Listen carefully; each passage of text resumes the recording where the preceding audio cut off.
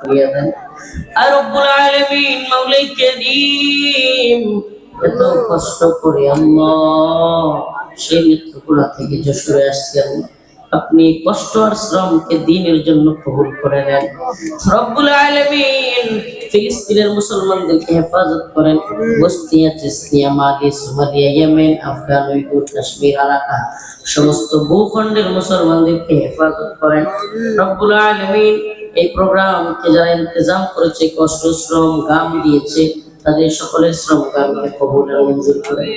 রব্বুল আলামিন মাওলা আপনি আমাদের সবার গুনাহগুলি মাফ করে দেন আল্লাহ। যারা প্রবাসে আছে আল্লাহ, এক প্রবাসী ভাই এখানে দাওয়াত দিয়েছে আল্লাহ, প্রবাসী ভাইদেরকে সহি সালামতে রাখিয়েন, অসুস্থদেরকে সুস্থতা দান করেন, ঋণগ্রস্তদের ঋণ পরিশোধ করার তৌফিক দান করেন, অভাবীদের অভাব দূর করেন আল্লাহ, সবাইকে সহি সালামতে রাখিয়েন আল্লাহ। আমার আব্বা নাই, আমার মতো যাদের বাবা নাই, মা নাই, তাদের বাবা মার কবরকে জান্নাতের বাগান বানায় দিন। সুবহান রাব্বিকা রাব্বিল ইজ্জাতি আম্মা ইয়াসিফুন, সালামুন আলাল মুরসালিন।